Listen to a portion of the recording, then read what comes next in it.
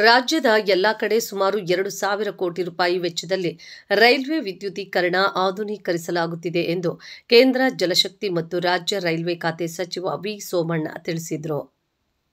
ಕೋಲಾರ ಜಿಲ್ಲೆಯ ಟೇಕಲ್ ರೈಲ್ವೆ ನಿಲ್ದಾಣದಲ್ಲಿ level crossing ಬದಲಿಗೆ ನಿರ್ಮಿಸಲಾದ ರೈಲ್ವೆ ಮೇಲ್ಸೇತುವೆಯ ಲೋಕಾರ್ಪಣೆಗೊಳಿಸಿ ಮಾತನಾಡಿದ ಸಚಿವರು, ರಾಜ್ಯಕ್ಕೆ ಕೋಲಾರ, ಬೆಂಗಳೂರು, ರಾಮನಗರ ಹಾಗೂ ತುಮಕೂರು ಹೃದಯ ಭಾಗ ಇದ್ದ ಹಾಗೆ ಈ ಭಾಗದ ಅಭಿವೃದ್ಧಿ ಮಾಡುವುದು ನಮ್ಮ ಚಿಂತನೆಯಾಗಿದೆ ಎಂದರು.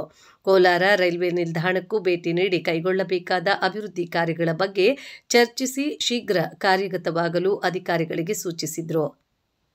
ಈ ಸಂದರ್ಭದಲ್ಲಿ ನೀರಾವರಿ ಹೋರಾಟಗಾರರಾದ ಹೊಳಲಿ ಪ್ರಕಾಶ್, ಕುರುಬರಪೇಟೆ ವೆಂಕಟೇಶ್, ಚಂದ್ರು, ಜಲಕಂಠ, ಮಾಯಂಡಿ, ಕರವೇ ಲೋಕೇಶ್, ಚಲಪತಿ ಮುಂತಾದವರು ಕೋಲಾರದಿಂದ ವೈಟ್ಫೀಲ್ಡ್ವರೆಗೂ ನೂತನ ರೈಲ್ವೆ ಮಾರ್ಗ ರೂಪಿಸಿ ರೈಲುಗಳ ಸಂಚಾರ ಪ್ರಾರಂಭಿಸಲು ಮನವಿ ನೀಡಿದರು.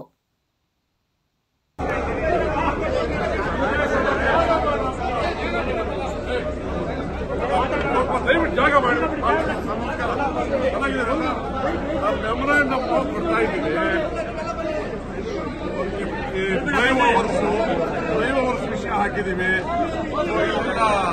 ಬೆಂಗಳೂರಿಗೆ ಡೈರೆಕ್ಟ್ ಟ್ರೈನ್ ಆಗಬೇಕು. ಫ್ಲೈಓವರ್ಸ್ 4-5 ಜಾಗದಲ್ಲಿ ಆಗಬೇಕಾಗಿದೆ. ಕಾಲದಲ್ಲಿ ಆಗಬೇಕಾಗುತ್ತೆ. ಅವೆಲ್ಲ ವಯಸ್ಸಾಗ್ಬಿಡ್ತಾರೆ. ಎಷ್ಟು ವಯಸ್ಸು ನಿಮಗೆ? ನೀವು ನಮ್ಮ ಅಧ್ಯಕ್ಷರು ಮಾಡಿದ್ರಿ, ನಮ್ಮ ಸೀಟ್ ಕೊಟ್ಟಿದ್ದೀರಿ.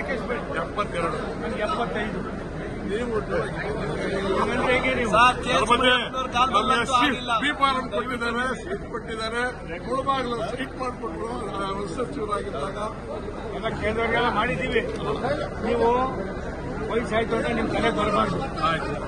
ಎಲ್ಲ ತೆಗೀರಿ. ನಿಮ್ಮ ಮನೆಯವರು ಇದ್ದಾರಾ? ಖುಷಿ ಪಡ್ತಾರೆ.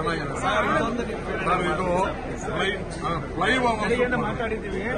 ಫ್ಲೈಓವರ್ದು ಸೇತುವೆ ಕಟ್ಸ್ಕೊಬೇಡಿ. ಎಲ್ಲ ಅಧಿಕಾರಿಗಳಿಗೆ ಹೇಳಿದ್ದೀನಿ.